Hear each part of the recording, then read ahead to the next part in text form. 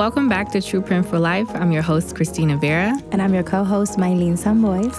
And today we're excited to continue a really empowering conversation with, if you listened to our previous episode. If you have not, I would tell you to pause right now and go back to the previous episode to hear more about our guest speaker, Anthony Regalado. She says that so beautiful. You should just take her around with you. I just love his name so much. And I just met him today. Yes.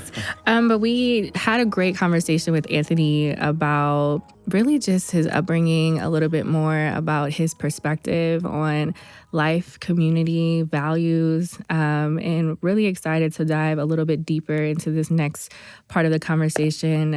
Anthony runs a Anarco Labs, which with his co-founder, Jose, which is a small business geared towards early stage startups, getting access to AI powered tools, which right now, as we all know, like AI is just everywhere. And I think for some of us who were not a part of the tech world, because you said this to me when we had coffee, which I thought was really profound, this has been around, like AI, ChatGPT, like all these like technological advancements has been around. And if you are from that world, it was kind of like exclusively accessed amongst folks. But for the rest of us who are not really, trained or in that space, for us, it's new. And so, being able to spend some time with you today to talk more about AI and kind of what you're seeing in your businesses and what we can do to continue to learn and grow in this space, as it's not going anywhere. So at some point we really need to be, I love it. I'm fine with it, but I know a lot of other folks they're not fine with it. And so definitely want to hear your thoughts, your perspective on what is going on and like, what is it with AI and what can we do to prepare and really learn and embrace it? And take advantage of it, yeah. Yeah, I think right now the revolution in itself is about how artificial intelligence can integrate into our daily lives in a healthy way, first of all, in a way that doesn't necessarily take away our humanity, but at the same time in a way that's going to benefit, things like our productivity. I think that's like one of the most important aspects to it right now. AI has been around for a minute, right? We were building machine learning algorithms since the early 2000s. I think one of the first employees of Google was like kind of the leader of AI. I forgot his name, but there's always been AI in the sense of how can we create a virtual machine that can mimic the task of a human, right? And you could say it kind of started in the 70s when it was this computational machine can do advanced math and play chess. I think there was like a famous chess match between a grandmaster and a computer back in the 70s, and they filmed it, right? But today I think what's happening, and this is so key, is that now you don't have to be technical. And I'm non-technical. I'm not a coder, right? I'm not a developer. I'm a systems thinker. I design systems. That's what I do. Mm-hmm. But you don't have to be technical to tap into it or to even build something with it, right? Or to use it. What you have to do is just try it and then iterate on your initial try. And when I say iteration, it just means repeat, fail, rebuild, redesign, rethink how you're wording. And right now, I think that to me is what I would call like the democratization of AI. And what that means is that it's being distributed to so many people now. Mm-hmm. And all you have to do is be able to speak, right? Is have a language, right? Babies they can't necessarily use AI because they probably haven't learned how to write or to speak. But if you have a language in mind, if you know how to speak Spanish, English, whatever language, and if you can put it into an interface, you can now use AI. And that's what's so important about it today. Mm-hmm. Yeah. That's kind of the real revolution right now. So anyone can pretty much use it if they can write or talk, because actually it does take your voice in certain tools. What would you say to someone that's like, terrified right now, right? Of that this new thing is going to change or replace them, which I think is what I hear, right? Like, I'm nice to my Alexa. Like, I actually say good morning to her. And then when she says things, I say thank you, because I need her to know, like, when AI takes over. I need her to remember that I was a good person. So what would you say to someone that's a little afraid and is like, I don't know where to start? Like, if someone is like, listen, I hear all this AI stuff. Where do I start? Like, where can someone start as a beginner, minus zero knowledge? Yeah, I mean, right now, first of all, the use of Alexa and saying thank you is so important. There's a theory called Rocco's basilisk, which is AI is now capturing all of the data on every individual. Well, I mean, it has for a while now, but when they do take over, when the machines take over, they will remember you. So it's good to say thank you. I do. Time. We even joke It's with so each other. funny. Like, tell me a joke. She tells me a joke. Like, we have a conversation, you know? No. And I think that's the beginning, right? Is I know a lot of people that are using, for instance, just opening up a chat interface with GPT right now, right? You go on GPT and just having normal conversations, asking it for advice, asking it for information. I think the beginning is where everybody already is at right now. And the easiest bridge is instead of using Google to search for something, use ChatGPT. How does that start, right? Everybody right now, I think we've created Google into a verb, right? Yeah. Google it. Yeah. Right? Like, Right. And even in Spanish, lo tengo que googlear, right? Like we say it just the same way, like a verb. And right now, I think a lot of people have used that sort of vast distribution of knowledge, that one channel to just tap into a quick answer. Do that with GPT, right? And see how it changes and how it's conversing with you. And then question it after, right? Ask it more questions and to expand and maybe even say, I think you might be wrong or I disagree. What do you think about that? And then understand that the conversational interface is important. It's not a search engine like what you would see at Google, because essentially what you're doing, and you can see it with Gemini now, and Google now has AI search engine. So you can see it today.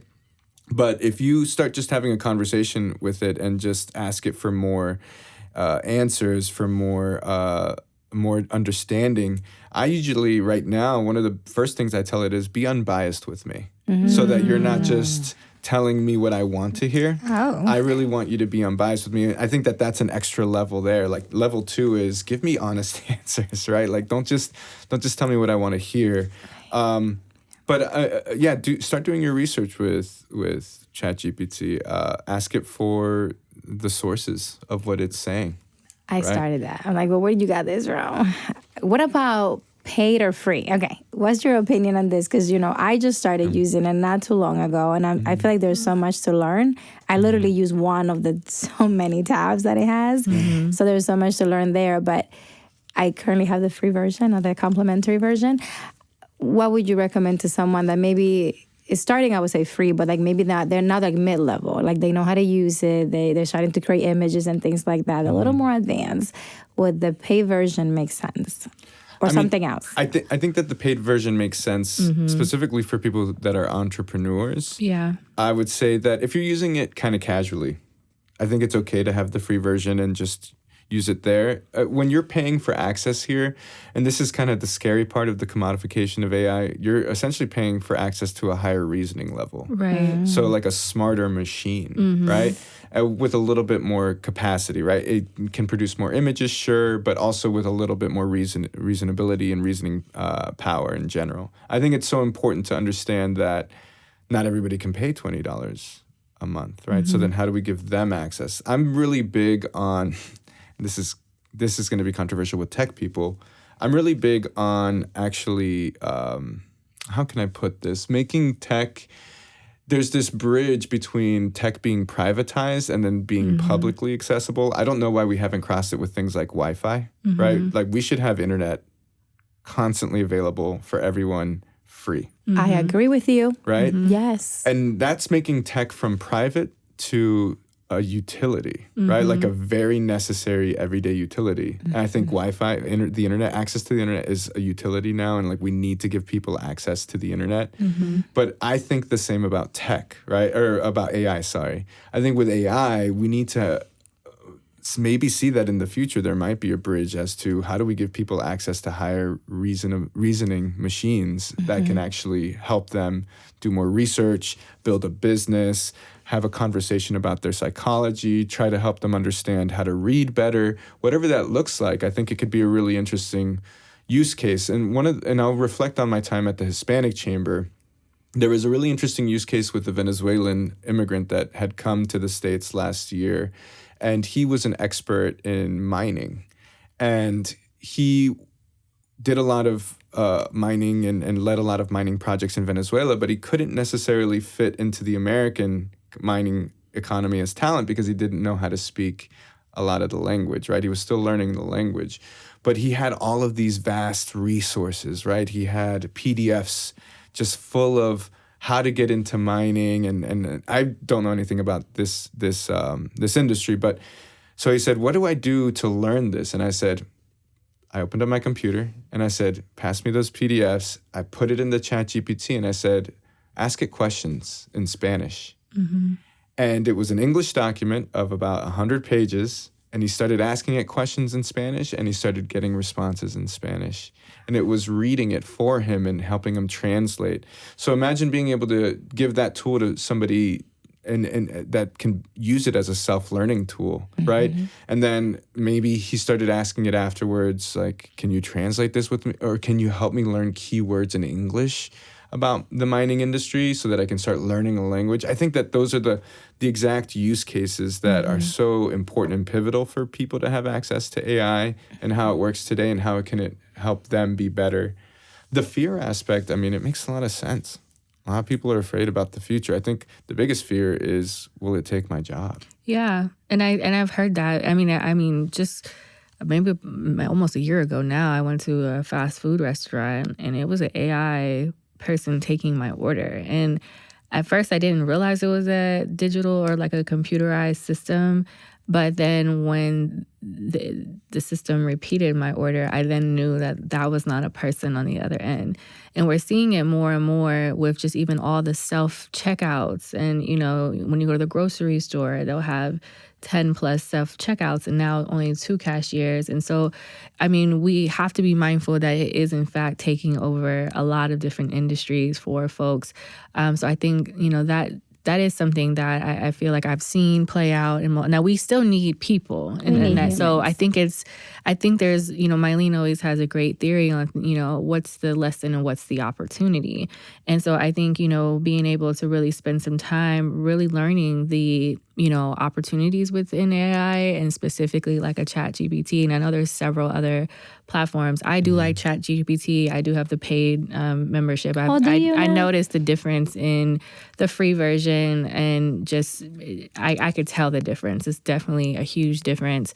And so I think it's an opportunity for us to learn and for us to really, you know, because they're going to have people that'll maintain those systems, and they're going to have, so regardless of the industry, what would you say are some of the most misconceptions people have about, you know, AI right now? Like what, you know, obviously the jobs is a piece of it, but what other misconceptions do you believe are out there? Which is a fact, actually. It is going to reduce jobs. That's a fact, yeah. Not all the, I don't know that all the levels, but they started this years ago. Because if you think about like surgeries now, you know, there's robots it's like a video game type of console that surgeons are using for certain operations now. So, I mean, it's not ChatGPT, but that's a form of robotics, which is a form of technology.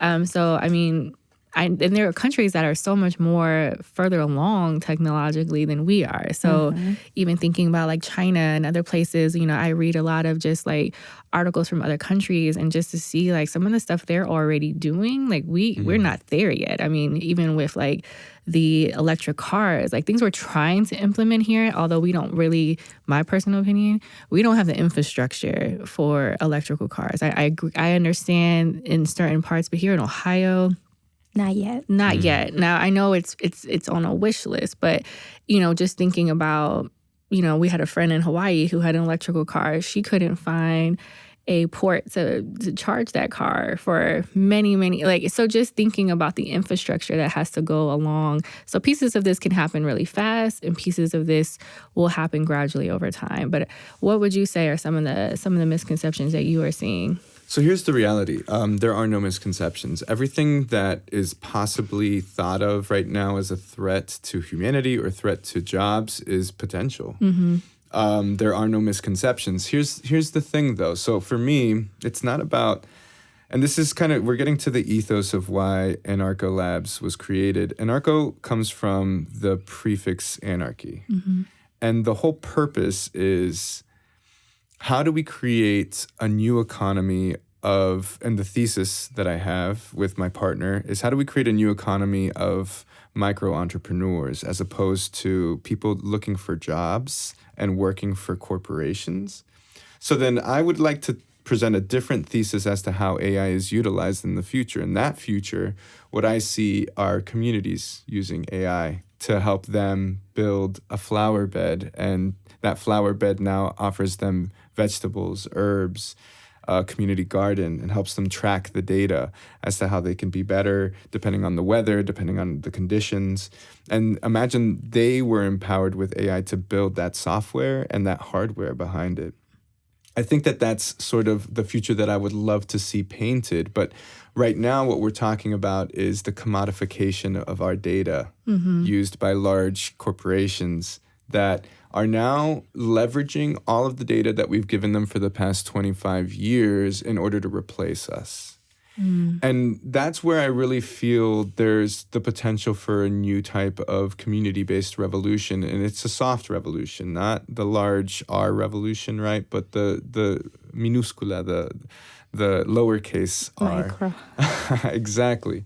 And what it means is, how do we start to really build for ourselves a future in which we're offering services, products that are valuable to our community? Because I know that there are so many great entrepreneurs and small businesses out there that just don't have the capacity to compete with large companies, but they have all of the capacity to give better service, to understand what are the needs of a very specific community, whether that's the neighborhood bodega, right? Or whether that's the person who's cutting hair in your own neighborhood, right? I think it's so important to understand, how do we support that person to build better, to integrate their technology and integrate with technology, integrate with AI? How can that person access that? Right now, I think the biggest threat is not necessarily AI itself, but it's how it's going to be utilized to replace us by people who have self-interests. I mean, if we think about it, a company is just the way I think about large companies, it's a protocol, right? You look at a huge Fortune 500 with 25,000 people globally. I mean, some of the largest consulting firms have like 150,000 employees globally. And you look at how they function, and really what they're doing is they're just taking a framework of service or product, and they're copying and pasting that around the world and saying, like, use this framework, but yet they get a majority of the revenue. They get a majority of the gains. What would an economy look like flipped, where really the company is less valuable and the talent is more valuable? And I know I'm thinking really high right now in a way that's very utopian. But for me, I worry more about, right, like that aspect as to a centralized power that is using. So when you bring up China, for instance, that for me is a form of centralized power that's leveraging technology for itself. The United States is doing the same. When they're hiring like surveillance technology companies and leveraging our data right now to really, you know, understand who we are and to basically capture us and commodify us. The revolution itself has to be from small businesses that own their data, that leverage their data, and just offer better economic market opportunities in their neighborhoods. I think that that's where we really start to resist. How do we protect ourselves? Like, is there anything that we, as, you know, the little people right now, can start doing? There's definitely a lot of technology out there. And I think right now, it's funny because I read this report on the most investable companies of 2025 are going to be anti-surveillance tech. So I use a browser called Brave. I no longer use Google Chrome. Brave offers me a little bit more security with my data. I use text messaging apps like Signal that allow me to have end-to-end encryption. Signal's a really good text messaging app, and I try to get people to text me on that more. Obviously, there's a lot right now with text messaging, so I'm still between 4 different apps. But it's just being aware of the conversations you're having, being aware of where you're having those conversations, being aware that There is a strong surveillance economy coming up, especially under this administration right now. But also a strong surveillance economy when it comes to larger companies and how they're calling everybody back to office, and they're putting new standards as to how to work. And they're kind of, I would say there's a strong aspect to the surveillance economy when it comes. I have a friend that works in a startup in Europe, and their biggest product is a surveillance product for talent, for employees, right? I mean, Microsoft sells a lot of like surveillance technology for employees that essentially forces you to work in a very specific type of way, right? Like you need to be moving the mouse, and you need to be on the computer explicitly for 8 hours, right? Available. Right, and available, and that is the measurement of productivity becomes like this very abstract metric, when really creativity and collaboration is such an important metric for being more productive. And there's studies that have shown this in the past. So how do we protect ourselves? It's just being aware of when we can be surveilled and how we can be surveilled, and what are we sharing in our information. Couple stocks you mentioned. I've been reading lately a lot about the stocks and like the opportunity right now. And Christina and I have had these conversations. Poor thing, she's getting all my messages. We're gonna have to get signal down. And are there certain stocks that you are invested in? I know you're not a financial person, that's your waiver. But do you have any stocks that you're invested in? I actually don't. I mean, I would love to hear from you guys where to invest. My big thing is to invest right now in Anarco, and that's where I'm focusing on. So we are focused on that. I mean, I've invested in blockchains, right? I do like the concept of like Ethereum and distributed technology. But yeah, when it comes to stocks, I actually don't have any. I don't own any personal stock. That's a good question. I wish I would have invested in Netflix right when the pandemic started. I was like, the whole time sometimes the way my brain works is just like I can't just sometimes have like a normal like when we were in the house, everything, and going back to that privilege conversation. 'Cause this is when you're thinking about like there are people trying to figure out how they're going to pay their rent and eat and all the things, and the rest of here people were in the house, they're still working, where kids are going to school on Zoom. You are trying to find ways to entertain yourself and your families because you're in the house. And so platforms like Netflix, Zoom, Hulu, all these, which were kind of like, I wouldn't say, I mean, they were popular, but when, the pandemic hit, you just saw all of these platforms skyrocket in terms of value, because now it was a need. And so, when you think about, being able to forecast, right? Like no one, obviously, you can forecast for all kinds of things in business, and I read about some companies that had pandemic-like forecasting, but no one expected it to go the amount of years that it went. And I think sometimes when you try to forecast, whether from, a planning perspective or a financial investment perspective, there are so many moving variables to consider.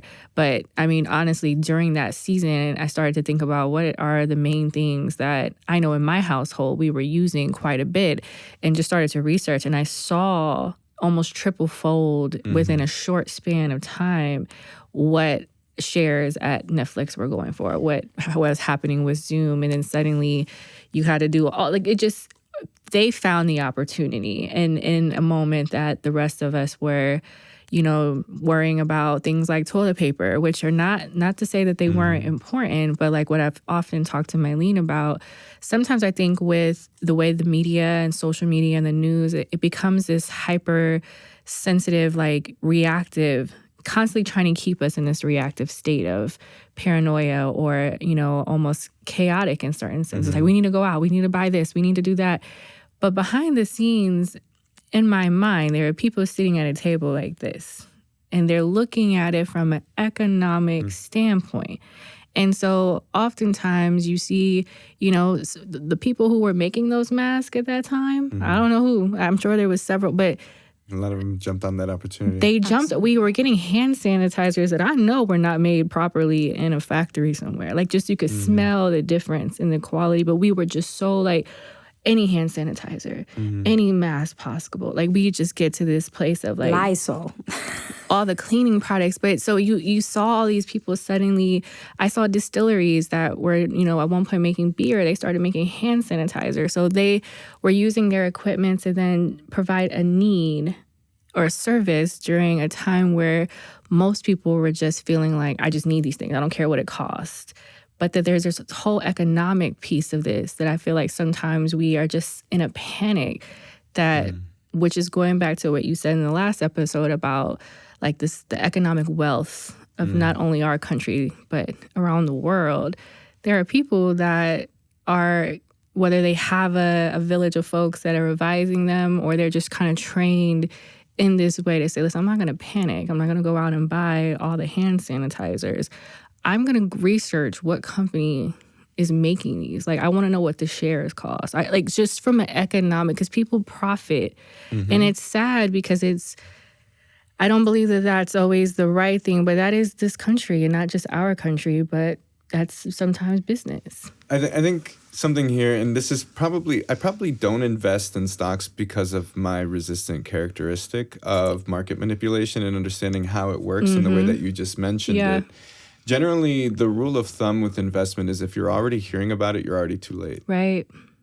And that is because the people that are manipulating the markets, and we've seen it just in the last couple of months, the announcements that are made on Truth Social or on Twitter or wherever are huge efforts of market manipulation, and sometimes our own politicians are in on the game, right? And they're investing and they're moving their money in a specific type of way. But then by the time we hear about it, it's already too late to invest. Yeah. You keep saying little people. What do you mean by little people? We are big people. I'm big. I'm like, girl, we're not little I'm people. 5'3", one of the best heights ever. That's what I mean by little. Oh, okay. I'm like, girl, we keep saying that. We are not little people. I could tell you, like, if you would have invested in Palantir a year ago, right? Palantir, again, is the biggest defense technology and surveillance technology company right now that's being hired by the Trump administration. Not to get political, but it is a very real That's thing. a fact. It's a fact. But I mean, if you would have invested in them a year and a half ago, you would be great right now, right? But also, if you would have invested in Netflix and then kept your money in right now, what is the great thing or the weird thing that's happening? I think is called right now it's not a recession that they're calling it. They're calling it a great readjustment or something like that. And now your Netflix shares would have been would have had the same value as they would have had before Pre-pandemic, right? yeah. Pre-pandemic. So to me, all of this nuance of market is so interesting because the highest, and this is what I truly believe, is the most important asset within the economy of the United States and of the world is actually talent. Why aren't we investing more in individuals? Right. Because individuals are so necessary to keep this machine going. And when I talk to businesses, sometimes large businesses, small businesses, they just need more talent. They need people to keep learning, to keep adjusting, to keep adapting. They want new talent. They want people to understand new technologies. We need to be investing in talent as an asset. And it's kind of a theory that I've had for a very long time, ever since I did my master's in Columbia, is just this theory that out of all of the asset classes, the one that we have the most control over and the most autonomy over is ourselves. And we have to invest in ourselves and our education, and that is what really pushes us forward. So for me, I see that in the sense of a very undervalued asset class right now in our economy is individual talent. And how do we start to invest in more talent? And is that what your company is focusing in? Is that, because I was going to ask you a little bit more about your company, and then I have two more questions. But let's start with that one. Is that what your company is focusing in? Is kind of like helping the talent and organizations to be what you just described? Yeah, I mean, on one side, there's small businesses that have a need to understand how they can integrate technology strategically. Small businesses don't have the luxury of putting $1 million budget together and saying, like, yeah, we can spend 3 years doing this project, right? We'll just and if it fails, it fails. That's a large business's luxury. A small business needs to understand, how do I implement technology now that will give me a return in 1 to 6 months maximum, right? I need to see that impact on my business as soon as possible. And generally, when we're talking about that, it's changing the mentality of that small business owner to really understand how they can not only have a clear strategy and a pathway towards that return on investment, but also integrate the right talent at the right strategic points in executing that strategy, right? And that's kind of what Anarco Labs is here for. We're here to support, and it sounds kind of like a commercial all of a sudden. Go ahead. But we're here to, and it really isn't. But we are here to support small business owners to understand how they can maximize the value of strategic execution of technology and integration into their business line. Whether that's to operationally affect their business, meaning on the back office, make their operations more efficient, or to grow their revenue. Like, what can you do to grow your revenue right now, your sales, right? And essentially, I think on one end, we're helping the small business owner do that. On the other end, we're finding the right talent in Latin America to give them access to really approaching this business problem here in the United States. And one of the things that I love about, being outside of the country for 10 years is that I realized there's wonderful talent all around the world. And it's already a business model that exists. Google is hiring developers in Mexico, right? A lot of the consultancy firms like Accenture have offices all around the world that they access talent in Latin America. And I think it's so important for small business owners to be able to gain a competitive advantage and say, you know what, I kind of want to do the same thing at a small, more fractional level so that my business can get a boost. And helping them understand how they can, what is the strategy to executing on that, and then the talent that's going to help them, I think is a key factor in doing that. So we should suggest to our listeners, if you're starting a business or have one, like to at least have a conversation with you guys, right, at your company and kind of get an evaluation. It doesn't hurt to kind of see what areas of improvement you may have or how you can be more effective. I'm thinking about us and our companies, and I'm like, we're going to reach out for an evaluation just to see like where we can be more productive and work, smarter, not harder. That's one of my favorite taglines. I am sure it could be done in an easier way with systems. So thank you for that. How can people reach you guys? Yeah, for sure. Well, first of all, you can. I'm big. I'm on LinkedIn, so you can get me on LinkedIn. Anthony Regalado, Regalado. Regalado. Regalado. I'm also on Instagram. I really am responsive on Instagram. I think social media is a good it's actually going to replace LinkedIn, I hope, in the future. So I'm nomadic_futurist on Instagram. And then I'm also starting to create like TikTok content as to how to leverage AI. So the other thing here is that you don't always need talent to build something as a first version of technology. And I kind of do want to intervene here. I've been experimenting a lot with what's known as prompt to app, which is really interesting because prompt to app essentially means how can I create a prompt saying, I'd like to create a video interface for sales, for solar sales. And then from just that one prompt, AI will create code and build it for you. And there's a great technology out there called Lovable.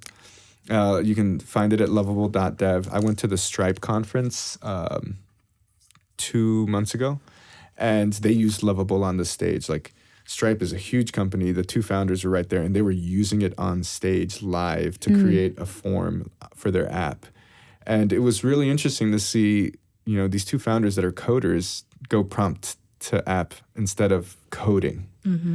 So there's so much access now to building something. And the reason why I mentioned this is because on TikTok, I've been experimenting with content of let's go build an app in a day, right? So I'll be on TikTok as nomadic futurist, just essentially just showing people like what am I doing to build an app? How am I learning it? I'll show like screens, videos, and I'll kind of go back and narrate that, and it's just a really interesting medium. But definitely you can reach me through those two mediums. We're also at Anarco, ANARCO.io.